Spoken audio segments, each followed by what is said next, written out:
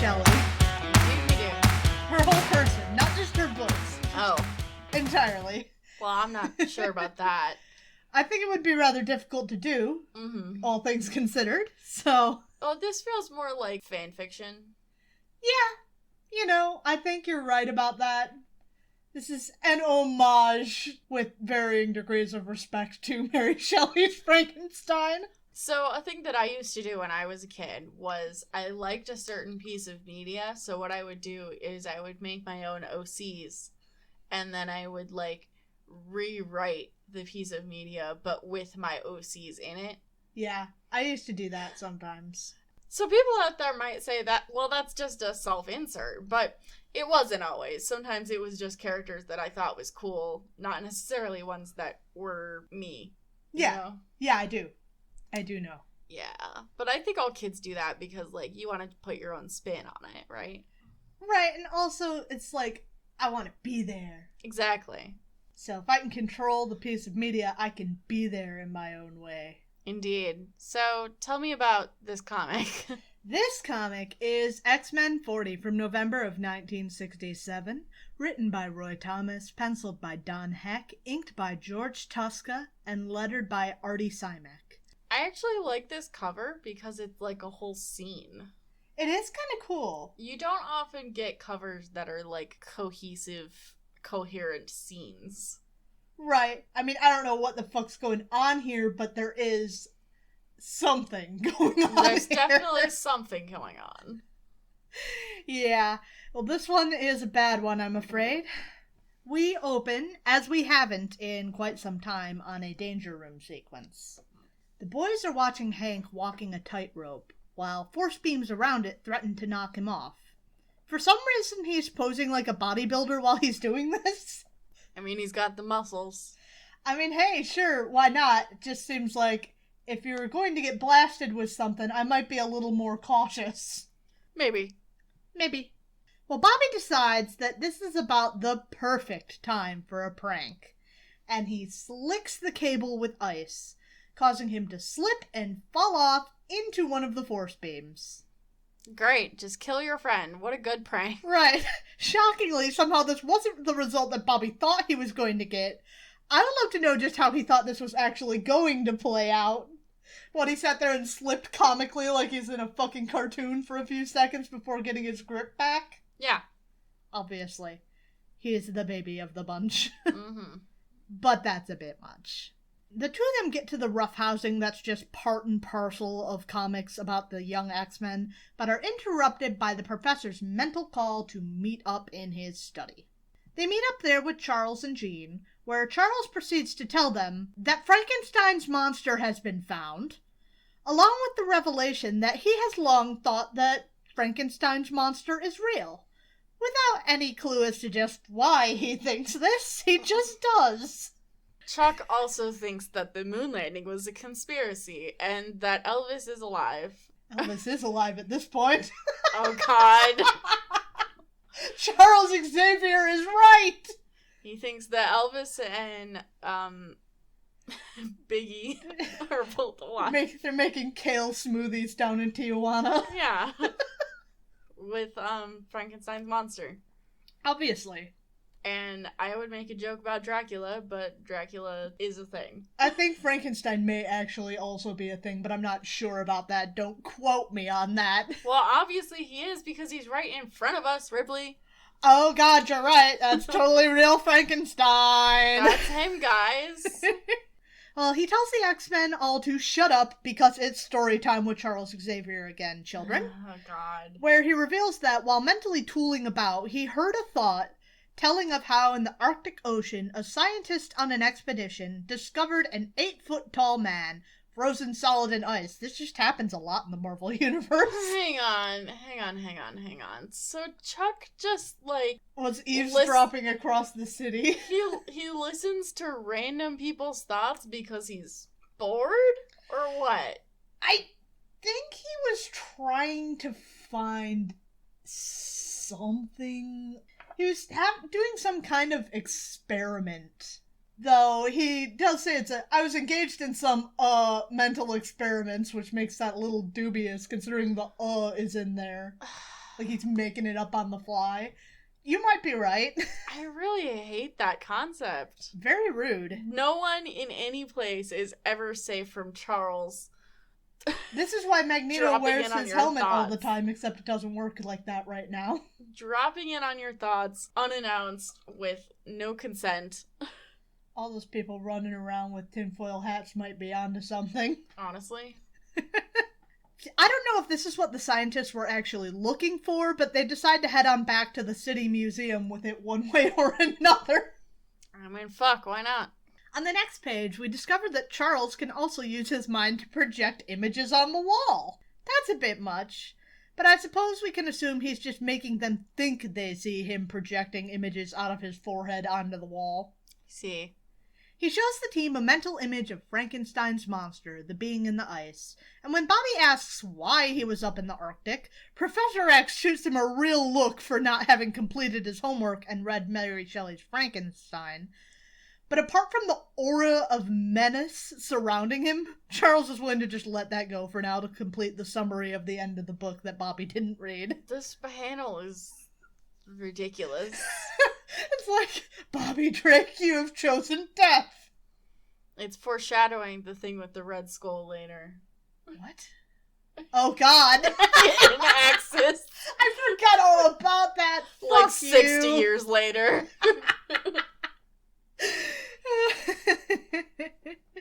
God. Well, Charles completes the summary at the end of the book, in which Frankenstein follows his monster to the top of the world and dies, and then Frankenstein jumps into the ocean. Frankenstein's monster. Yeah, that's right.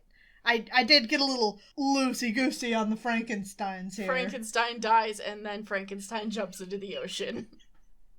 As you do. As you do. You know when you're dead and you're jumping around. Cyclops then follows up with my question of, how does this concern us? Great question. To which Charles's answer is that, well, I think the monster is an android, and that the person who made him had a super powerful mutant brain, which still doesn't seem all that relevant, because if you believe the book was real and in the book Frankenstein dies, you're not going to be able to recruit him or talk to him or anything, but okay, sure. Also, that's quite a leap, because there are several people in universe who make hyper-realistic, hyper-intelligent androids. Right! Even at this point. Reed Richards, Tony Stark, Hank Pym. Even at this point, we've got several robot players here. Exactly. Charles completely ignores that angle, though, which is sensible, to decide that the people in the museum may be in danger if they try to defrost their find, as if he's a robot, he's probably fine and may try to smash them. Sure. Frankenstein smash! As you do.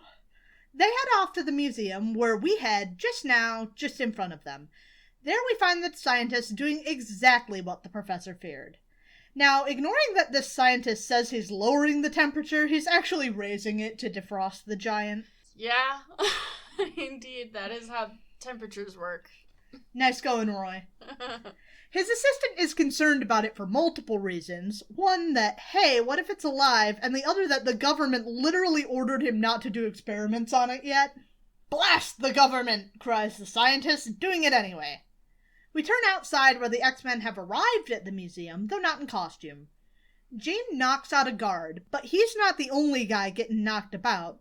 As they draw nearer, they hear the signs of a struggle and quickly change into costume to rush to the rescue. Scott's outfit today is, fuchsia. Yeah, he's got a pink suit. I suppose he doesn't know. This is a nice white linen suit. They just let him dress like this. They do. You'd think one of his friends would say something. You would think. Or maybe not. They are teenagers. Yeah. When they arrive on the scene, the X-Men see the lab all smashed up, though the two scientists are still alive. Angel, of course, decides that the first thing to do is rush straight in and get clobbered by Frankenstein's monster for his trouble. Something I failed to notice about Angel's costume before is that his suspenders are not holding anything up except his belt. Yeah, you know, it needs it. I really... That's also not where you hook suspenders. No. This is a terrible outfit, and Jane needs to give up her dreams of fashion design. Yeah, honestly. Yeah, I mean, like, Warren says that Frankenstein's monster is swatting him away like a tennis ball, but, like, you're wearing mostly yellow, it's an easy enough mistake to make.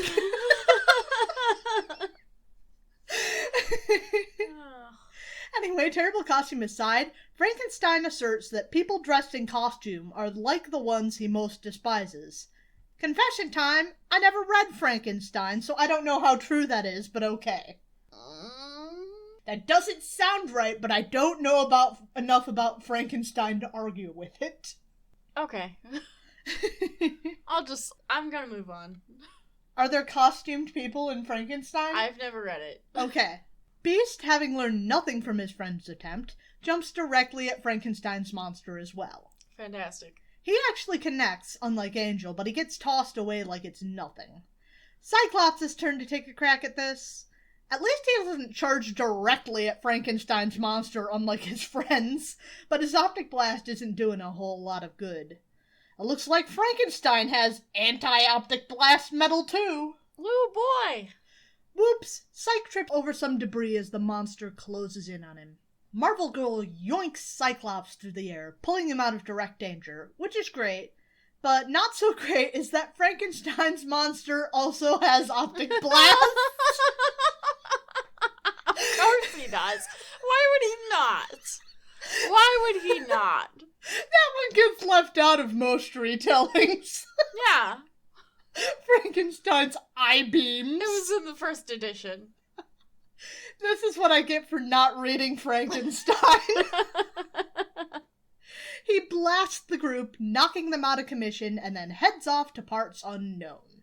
The X-Men begin to recover when an angry museum curator that I skimmed over last page bursts onto the scene, wielding a pistol and demanding to know why these kids are tearing up his museum. Now, they could just talk to the scientists that also saw all of this go down, but I guess in the past few pages they stopped existing. Or he could try calling the cops and not just, like, pulling guns on people. Right. Well, that solution is out of the way. Isn't it a good thing that the professor ordered Iceman to stay outside for no fucking reason, just so that he could come to his friend's rescue and freeze the museum curator to save the day? Just froze him solid, Bobbert. That kills people. As you do? Maybe he's warm enough that it's a thin enough layer of ice he'll just melt it. I don't fucking know, man. Well, for once, Cerebro is functioning as it's meant to, and it can't track the robot. But luckily, the professor sent Angel to scout off where Big and Ugly stalked off to. Angel notices a man talking to a police officer at the sight of his smashed-up car, ranting about the 8-foot-tall man who did it. Well, looks like we're on the right trail. Warren wonders to himself just where Frankenstein's monster was going, though, until he notices a literal trail of smashed-up cars to follow. Guess he should have noticed that earlier. What does Frank have against cars? New and scary. Smash. I don't like that I just called him Frank because our cat is named Frank.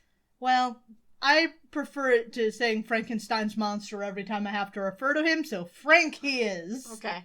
Frank's trail leads to the docks.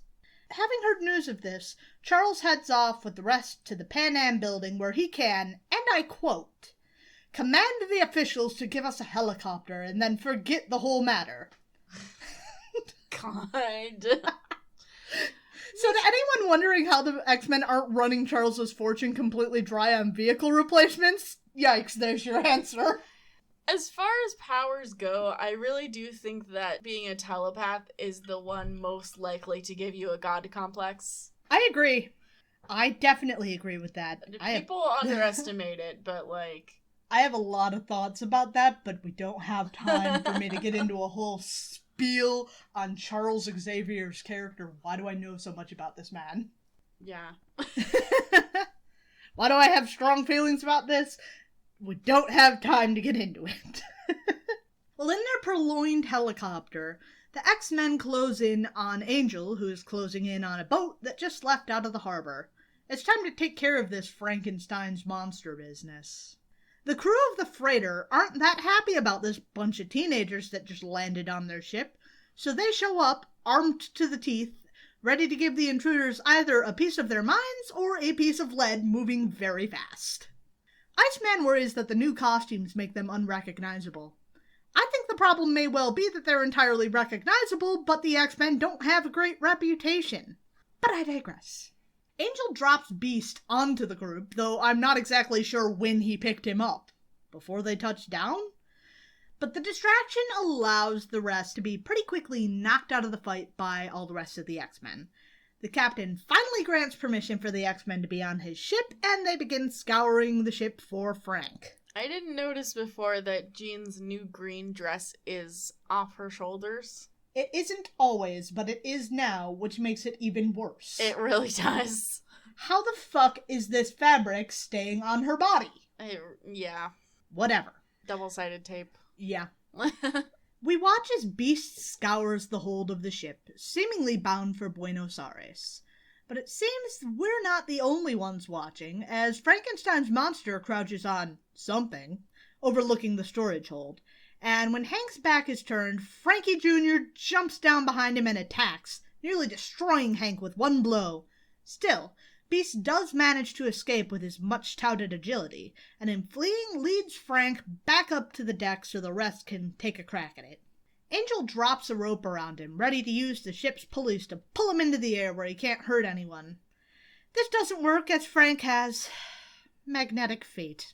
Ah, of course he does. Of course he does. Why would he not? It only makes sense. Sure. The pull against him breaks the rope again, and the monster is free to wreak havoc once more. He grabs some barrels stored on the deck of the ship and begins chucking them at the X-Men. Now it's Donkey Kong. Yep. So naturally, Iceman's thought is that he should freeze the barrels, as it's much better to be hit with a frozen barrel than a regular barrel. They're still flying at ya. It makes perfect sense to me. Perfect. Well, maybe it would knock it off course some by making it heavier. Sure. I justify things. The fight isn't going well. With a good stomp of his feet, the shockwaves knock both Iceman and Marvel Girl out of the fight.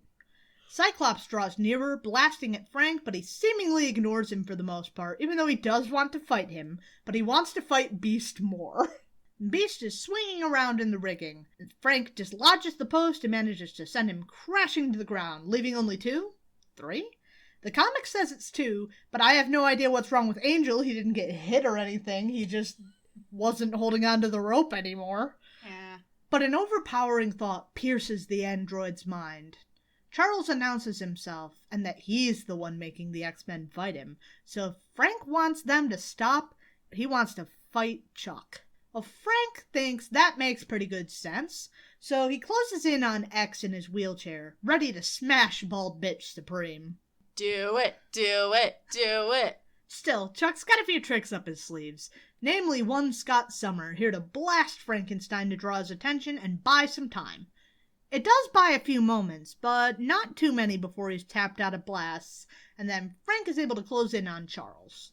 In which we get a panel where Charles both can and cannot affect robots. The monster is closing in on Charles, but he finds himself affected by some kind of force, and Charles is literally thinking to himself, "Yes, the invisible mutant force of my mental bolts, but the android has no human brain for me to control." Makes perfect sense. How do you fuck that up in one fucking panel? I hate that. Yeah. I hate it. It's amazing. Still, he mentions he's making some kind of telepathic call, and we find out who to a mere panel later as ice begins to form up around Frankenstein. Yep, he was trying to revive Iceman to get him back in the fight, which worked pretty well. Bobby asserts that the reason Charles had him hold back was that he was afraid of ice, but if you're already fighting him, why bother with that? It's not like you're trying to make nice and you're keeping Bobby away so he's not scared. You're fighting him. Isn't that the opposite of the thing that Frankenstein's monster is traditionally afraid of? I do believe it is, yes. Okay, just checking. He's got robot PTSD from being frozen in the ocean for 100 years. He should start a support group with Steve. He should. Yeah. This happens a remarkable amount in the Marvelverse. You can work out your aggression in more productive ways, Frank.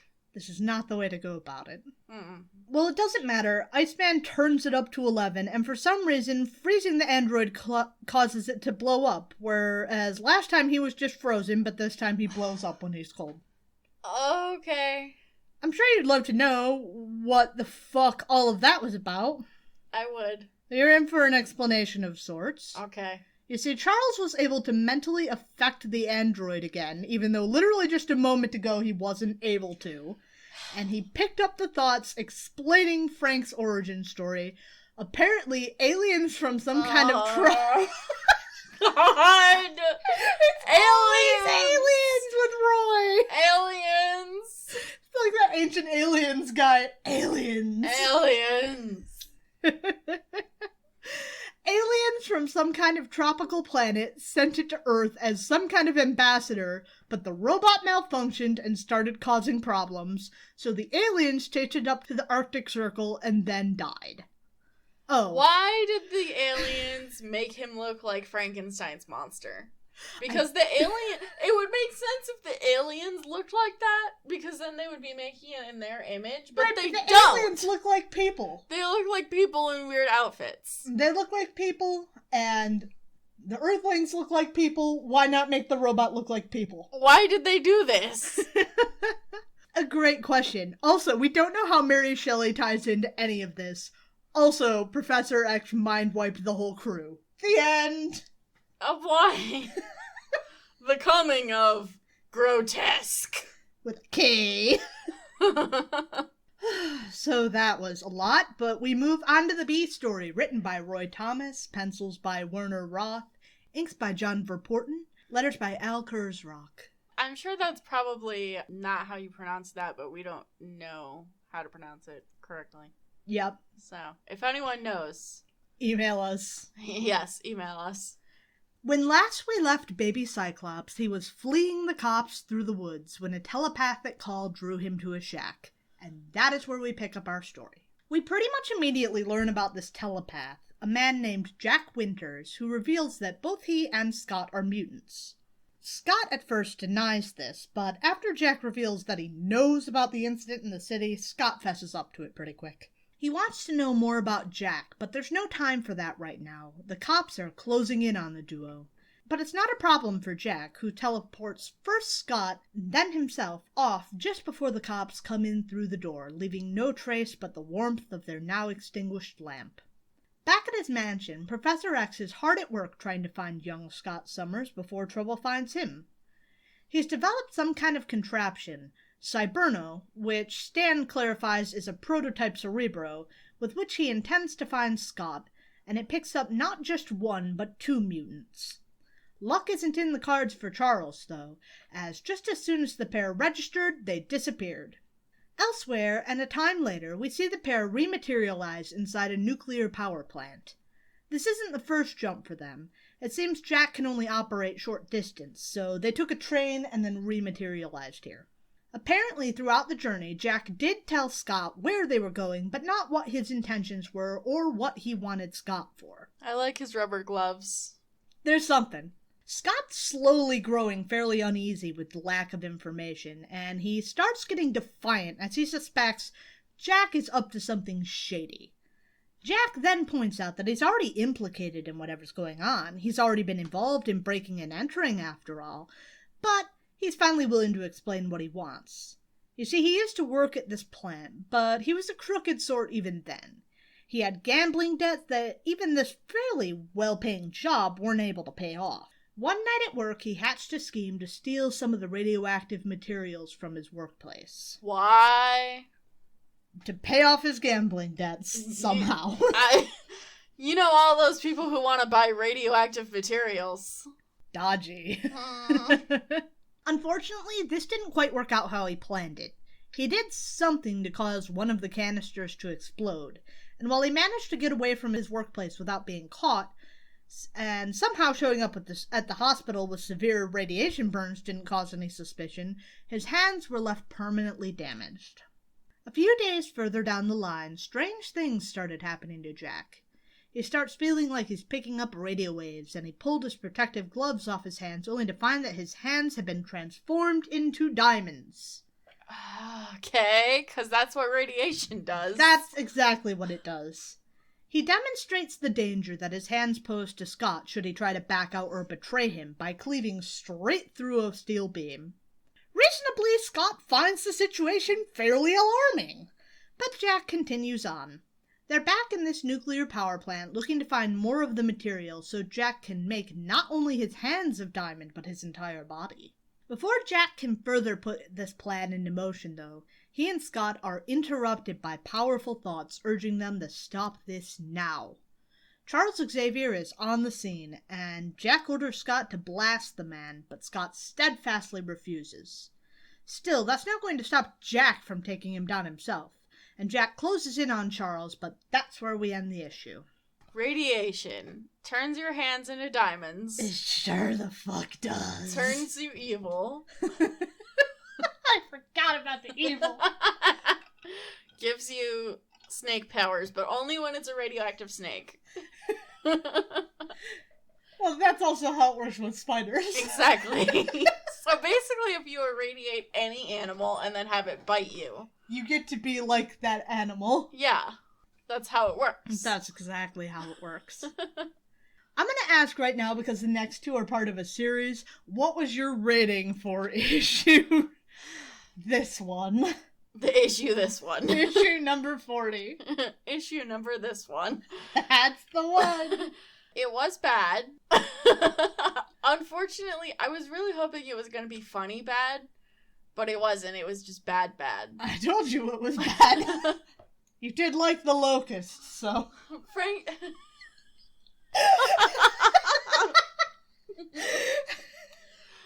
The X-Men fighting Frankenstein's monster is a funny concept, but somehow they managed to make it extremely boring.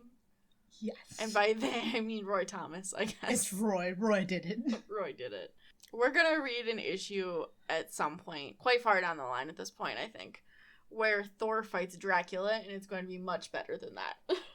Looking forward to it. How do we rate that clusterfuck, though? 1 out of 5. I gotta bump it up to 2 because I do enjoy the B story, but the A story is a solid 1. Mm. The B story only lasts 5 pages. It can only bump it up 1 star. Mm. We pick up next in X-Men 41 from December of 1967, written by Roy Thomas, pencils by Don Heck, inked by George Tuska, and letters by Sam Rosen. Now strikes the subhuman. Yeah, that's great in a comic about people who are facing bigotry. Mm. That'd be a bad look on most comics, but it really doesn't fit here. No. He also doesn't go by the subhuman, so I don't know why we're fucking calling him that. Wow, Roy. He goes by grotesque through the whole book. I mean, that's not great, but it's not literally dehumanizing. Yeah. The issue opens on some assortment of giant weirdo blocking the train tracks down on the subway. The train bears down on him, but despite the best efforts of the driver, it can't stop in time. They're going to hit. And hit they do. But this giant gent is able to brace himself and stop the train. Little does anyone know that among the passengers on the train are Hank McCoy and Bobby Drake, off on another double date. Well, in the jolt, the lights on the train are knocked out, and so the boys leave the girls, as they always do, to investigate the situation. Why do these girls keep going on dates with them? They always bail. Always. But seemingly, as soon as they've disembarked, the giant is fight on sight. No, that's really just lending more credence to your theory that they're mutual beards. That's what I'm thinking, man. Because they're just like, oh, the boys left. Okay. That's fine. We'll give them shit when they come back. Yeah. But this wasn't about them. They're just our partners in beardery. The giant is fight on sight, and he sees Beast and Iceman and knows it's time to throw some blows. When did they have time to change? They just changed in the dark of the tunnel, I guess. In the, 5 feet that it took to get there? Yes. If you look out the window, there's boys in their underwear. Boys. Deep thoughts there. I like Bobby's ice boomerang. Yeah, Bobby does have an ice boomerang in this little fight for half a second, because it doesn't actually come back. Well, that's a shitty boomerang. It is indeed. Well, this dude is strong enough to ward off the pair of them, and he runs off. And while Beast and Iceman do attempt to give chase, the giant, who introduces himself as Grotesque, seals a tunnel behind himself, and even Hank isn't strong enough to reopen it. I really hate Bobby's face in this panel. He hasn't slept in a week. Hank just called another girl a femoid. Oh my god. He looks like he's aged 50 years. Oh my god. Oh, we're giggly tonight. With that done, there's little for the boys to do except head back to the subway and their girlfriends. Upon re-emerging to the surface, the boys cut their dates short, much to the dismay of their ever-suffering girlfriends. But the news of this Grotesque is apparently something Professor X would want to know about. Vera's dress is interesting. Awful. Yeah. We don't know how patterns, what they look like. Mm. That's not how that works. Anyway, business before pleasure and all of that, so they gotta head home. But down beneath the city, we turn to this Grotesque fellow. That's Grotesque spelled Grotesk, mind you. But he stalks through caverns deep underground, trying to recover his lost memories. He doesn't remember his name or where he's from at this point, apart from the name people gave him. As he focuses, he begins to remember things from his past. Apparently, Grotesque is a member of an ancient underground civilization that lived centuries of their own wars and struggles and governments and all of that. God, I was so scared you were going to say he's an alien. No, he's not. Okay. No, he's just another one of Roy's favorite. He's an underground motherfucker. That's the technical classification. That's what we say in the biz. Underground motherfuckers. Yeah, so they've lived there without knowledge of the world above. Fun fact, apparently, their endless wars are what caused volcanoes and not plate tectonics. Interesting. Someone needs to get this information to the volcanologists stat! Inevitably, though, at some point they gained knowledge of the surface world. They determined that they would raid the surface and take the human population there as slaves. However, as their leader was set to put them on this course of action, seemingly an earthquake of sorts struck. A great many of his population were killed in the initial jolt, but worse things were yet to come. Grotesque, one Prince Gortok of the underground civilization, tried to keep his people alive and together, but they began to grow ill, a sickness that spread through all corners of the underground empire until only he was left.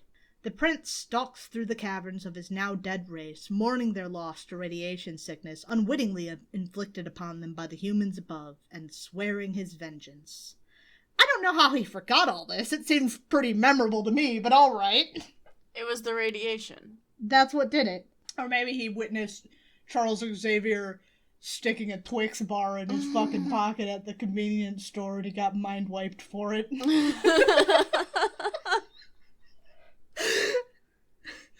Back at the school, the X-Men, sans Bobby and Hank, are in practice in the danger room. Charles is in a sour mood, as none of them seem to be performing up to his standards. Scott uses too much force in one of his blasts. Warren gets sucked into a suction tube, and Jean can't free him quickly enough. And at the end of it, excuses only get the bunch chewed out. Luckily, they're saved by the bell, as Hank and Bobby arrive to take the heat off. Oh wait, no. Charles chews them out for being in the danger room out of costume. This man is in a bad fucking mood. And he also says that Bobby and Hank aren't allowed to go to the city for a month. They don't even get a chance to explain what they felt was so urgent before Charles wheels off to his study, calling after himself for Jean to join him there. Jean does just that, only to find a rather different version of Charles there, apologetic over his harshness and concerned about the safety of his X-Men. We find that he's keeping something secret from the rest of the X-Men, only allowing Jean in on the information. She urges him to let the others in on the situation, but Charles refuses, and the two of them get up to some sort of important experiment with nothing else said on the matter. Meanwhile, less than an hour away, down in Archer College in Manhattan, we find an experiment of another sort unspooling. Apparently, one Dr. Hunt has created a nuclear oscillotron with which he can create earthquakes for reasons. The Board of Trustees, sick of him teaching this in his class, have insisted that he demonstrate it. Shit or get off the pot. Or more like, cause an earthquake in this heavily populated area, or shut the fuck up. Same thing, right? Down below the surface of the earth, Grotesque rages at the earthquake. He came here, where he hoped was safe, but even here the earthquakes continue. He decides that this was a deliberate attack on him, but he'll have the last laugh. Grotesque resolves to use whatever device is causing his woes to destroy the entire planet for what they did to his people. Back up top, the board members determined that, yeah, okay, Dr. Hunt was right, but this was a stupid thing to do because it could cause a chain reaction. Also, we were trying to create fucking earth tremors in New York. And so they lock up the machine. Back at the school, the professor and Jean re-emerge from his study, and Charles asks them to find Grotesque's location. Apparently, he's been eavesdropping on their thoughts. Don't like that. Yep. He has no manners. He orders the lot of them, except for Marvel Girl, down into the city. For one speech bubble, Scott worries that Charles loves Jean too, and we're all unwillingly thrust back to X-Men #1 for a brief flashback before we get back the fuck on with the story again. Aww. Yeah, I know. That's about it. That's about the mood. The boys find their way into the subway tunnels, where Grotesque made his getaway. Hank struggles to so much as loosen the stone with which Grotesque barred the way, but he finally manages as much just for Scott to blast it on open. Angel scouts the giant cavern out, marveling at the empty civilization, but there's no sign of Grotesque anywhere. Still, they can tell that he's been here recently, and so they decide, hey gang, let's split up, with Warren and Bobby off to let Professor X know what's going on since he isn't answering the phone, and Hank and Scott holding down the fort. So Scott would be Fred, obviously. Yeah. Iceman is... I want to say Iceman would be Shaggy. Yeah, I think that's better. Beast would be Velma. He's playing the role of Daphne here, though. But he's more of a Velma. Well... But then again, Scott with the glasses. Maybe Scott's Velma. Oh, God, we just can't nail down this crossover at you. Does that make Angel Scooby-Doo?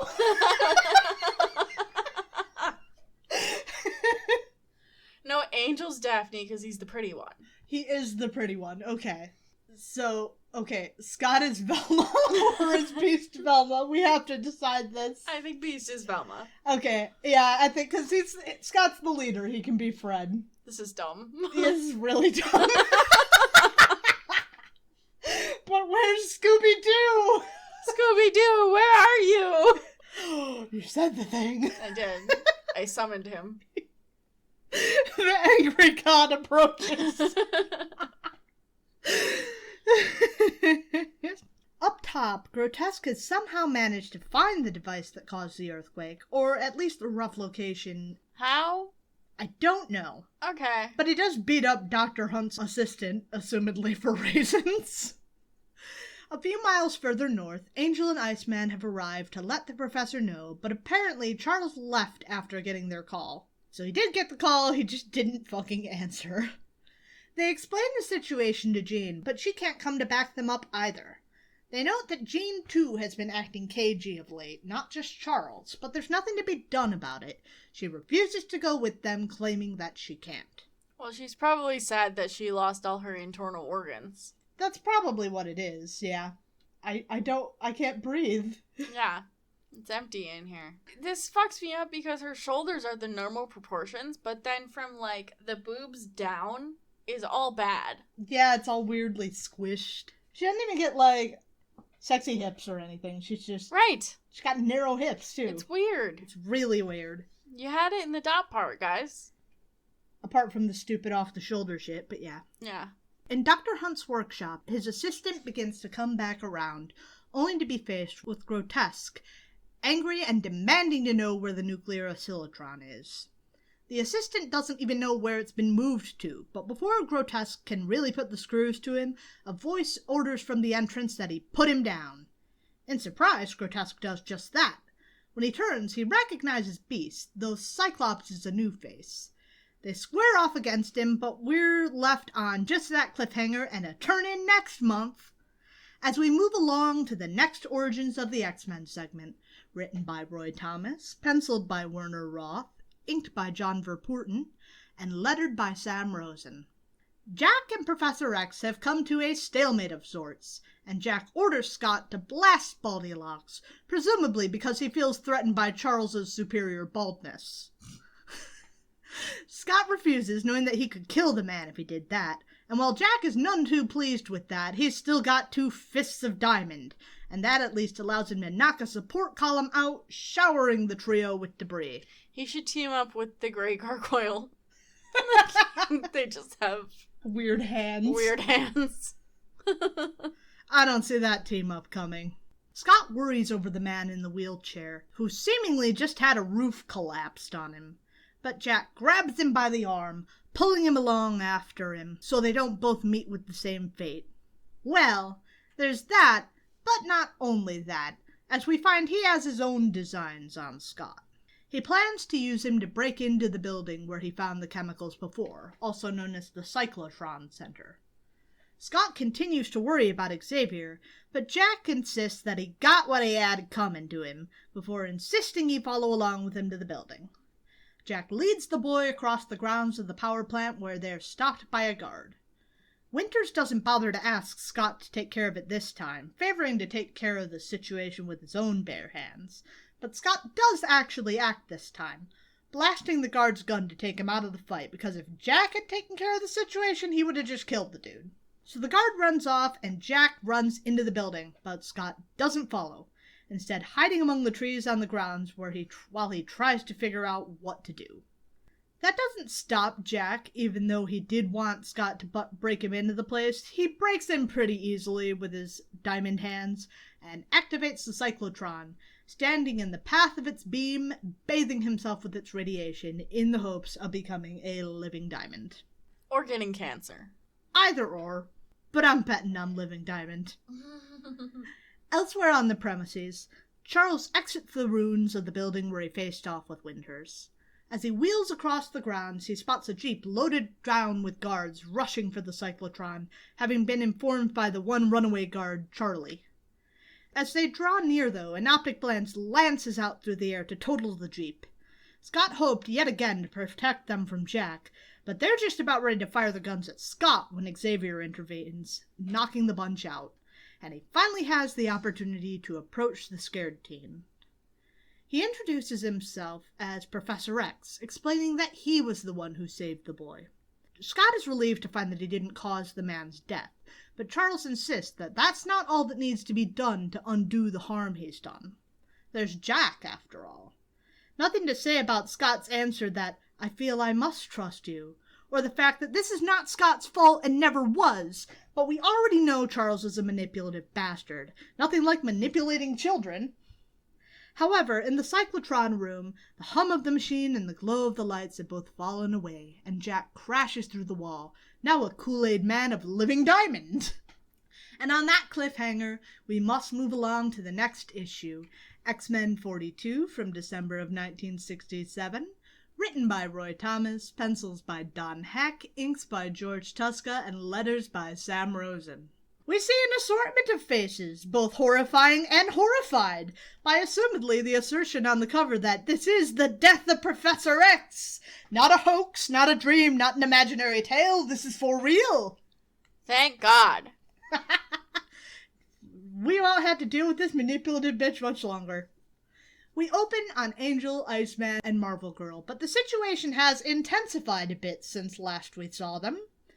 No longer content to just be frustrated, Angel has leveled up to full-on fury over Marvel Girl's refusal to accompany them back to the city to find Grotesque. Despite that, Jean still turns him away, insisting that she can't go. Just then, Professor X wheels back onto the scene, seemingly back from wherever he departed to. He's no more sympathetic to Angel's pleas than Jean was, though, insisting that Cyclops and Beast can handle themselves. He then orders Angel and Iceman to stay put before wheeling back off into his study. Warren seems legitimately distressed by that order, but at least for the moment he does stay put.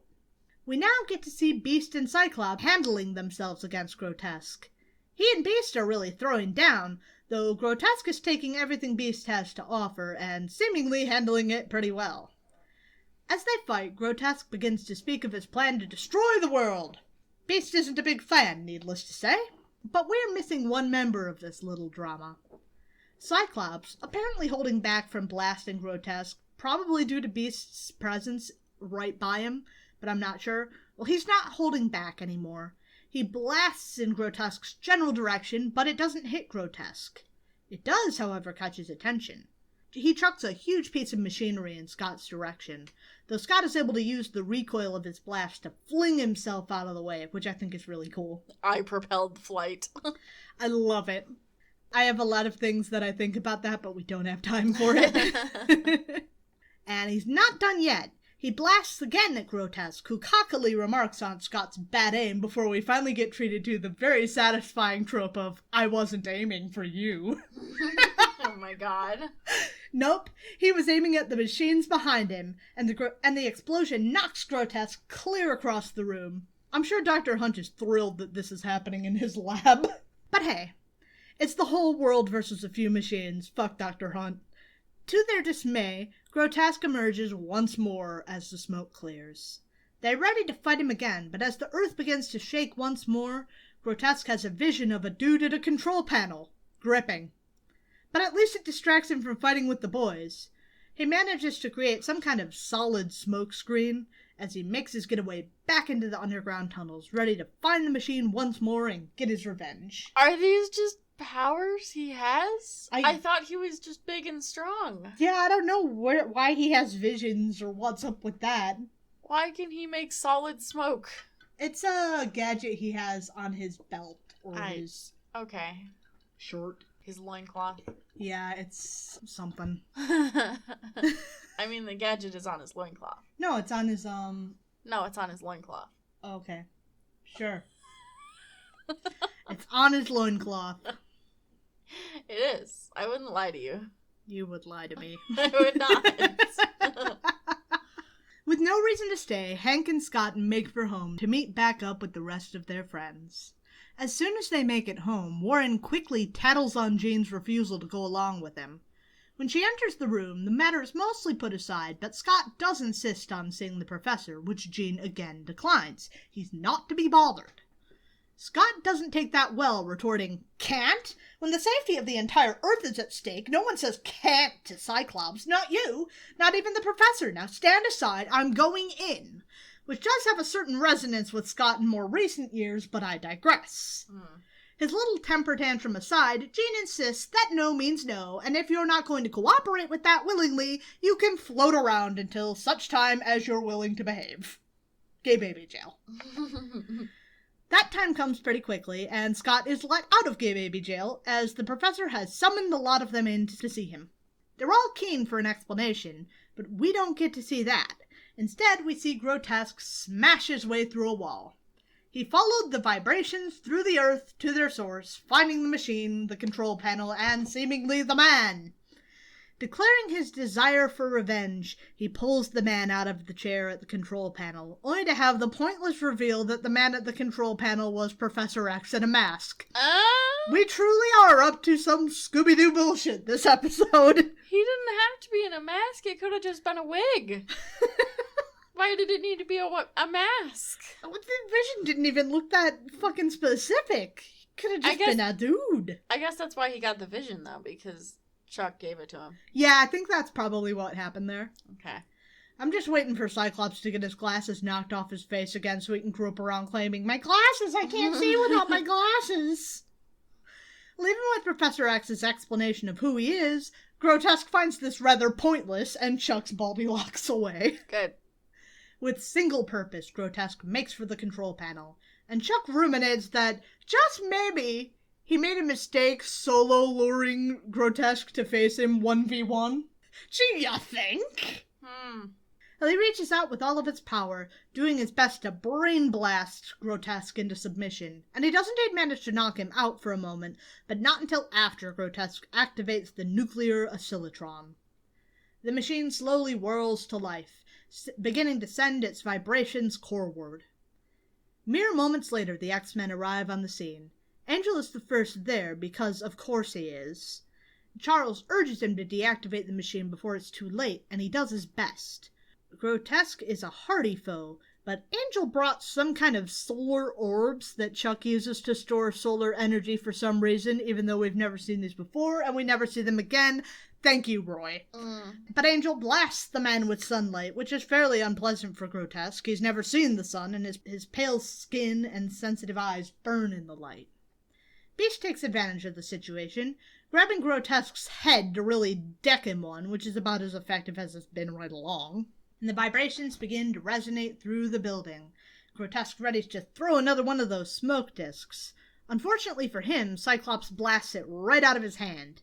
That draws Grotesque's attention because just fuck that kid. I'm getting sick of this shit.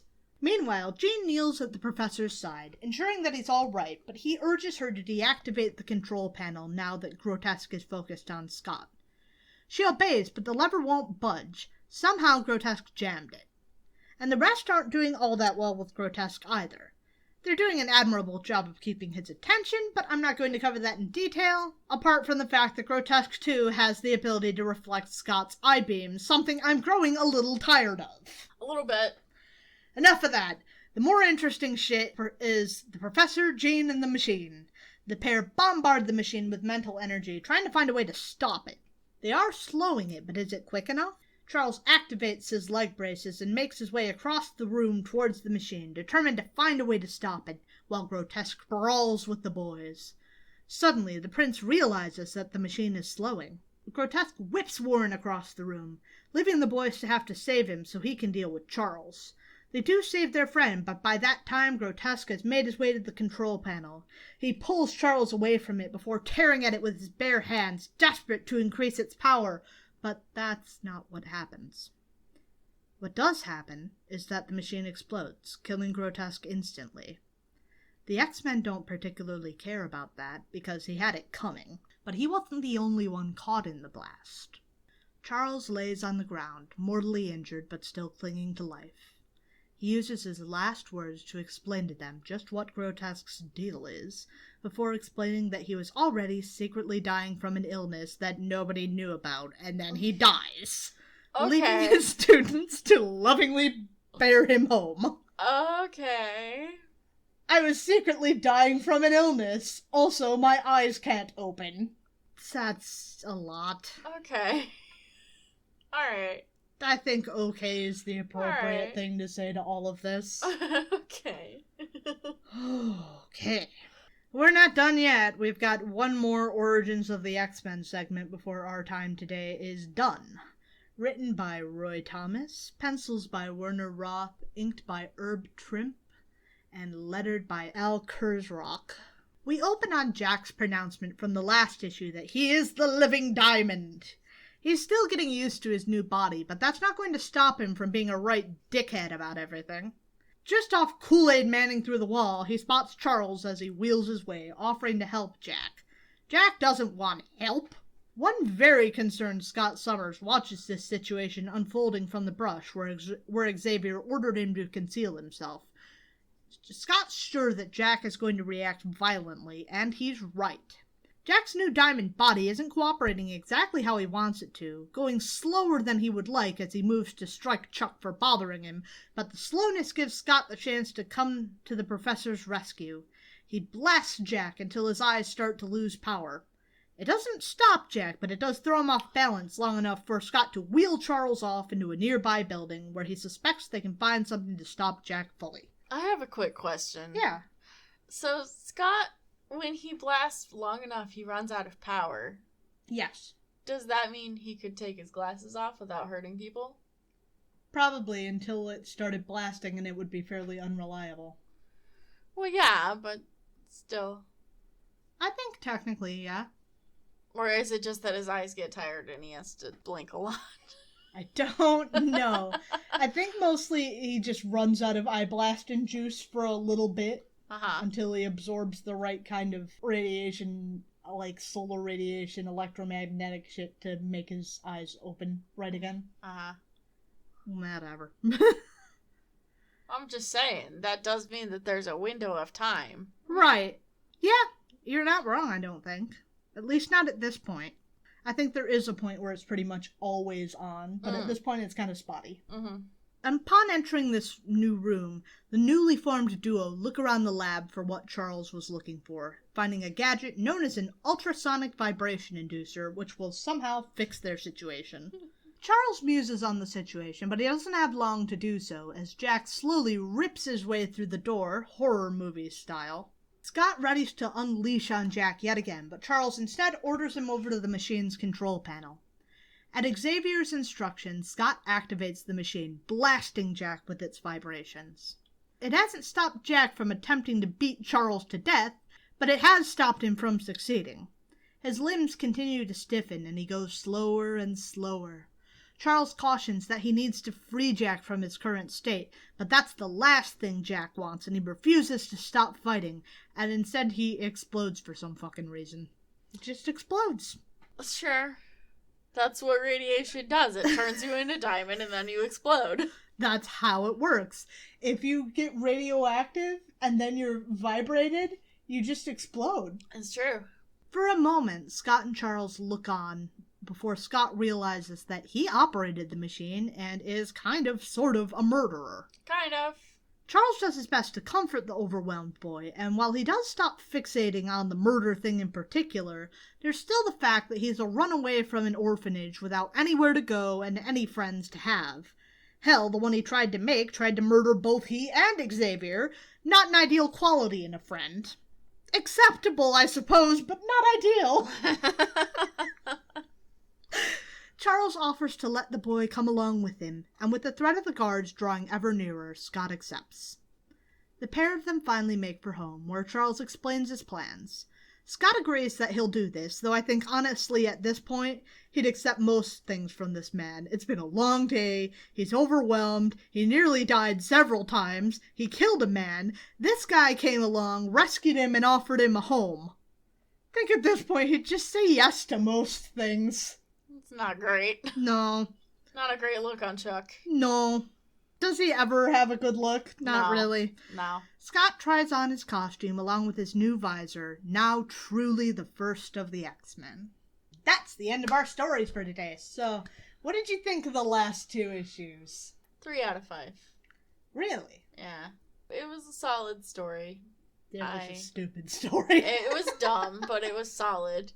It gets really hard to rate things when B stories come into play, because I enjoy the B story for all of these. Yeah, exactly. But grotesque, fucking stupid.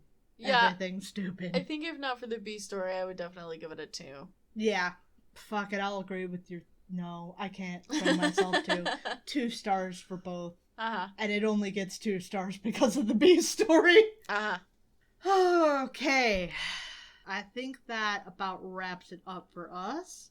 We wanted to know if any of you have any questions about any comic stuff, whether it's what do you think about this thing, or what are your favorite this thing, or what are your weird theories that you've been sitting here passing over, telling us about to do with Charles. Give us your Charles Xavier thoughts. Or even other stuff like, how do I get into comics? Or how do I get over the crippling fear that if I go into a comic store, people will stare at me? Or what recommendations do you have for this character? Right. Any questions at all. Yeah, and there are various ways you can shoot that over to us. You can always send us an email over at comicsplaining@gmail.com. If you want to talk with us, and not only us, but a couple of friends, you can join up with our Discord chat, and we can answer these questions a little more immediately than we would on the podcast, though we do like reading things off. We're also on social media. We are on Tumblr, Twitter, and Facebook. Comicsplaining in all of those locations. Those are all good ways to get in touch with us. For other things, if you want to see how grotesque with a K is, you can follow our YouTube, where every week we put up a version of the show that has different clips of the things we're talking about from the comics. That's a thing we have going on. If you would like to support the show, consider joining our Patreon. We are Comicsplaining over there as well. We have one very good and wonderful patron, Robin, MVP of the show. You could join Robin and maybe be near as good. Wow. Very convincing. I don't believe it. No one's as good as Robin. That's true. But if you don't have money to throw our way, that's fine. We're a couple broke-ass bitches ourselves, and that's the only reason we're asking for money over there. You could rate and review us over on Podchaser or iTunes. That would help bring up our rating in whatever fucking algorithms they have going on. Or if you're on YouTube, you could smash that motherfucking bell. Like and subscribe, though. That voice is awful. And smash that motherfucking bell. Is that better? Slightly, I suppose. Well, that's gonna be it for us this week. Why are you Squidward? I'm not Squidward. You take that back. I guess you would be Squipply. Squipply. Oh, I hate it. Well, anybody who's looking forward to the next Thor, that's what we're doing next. We've given up on trying to establish order. So this is the new order. Get used to it. Yep. Gonna be back with Thor next week, and we look forward to doing that, and we look forward to talking to you. Why are you singing? Because I like to sing. Okay. I like to sing about the moon and the June and the spring.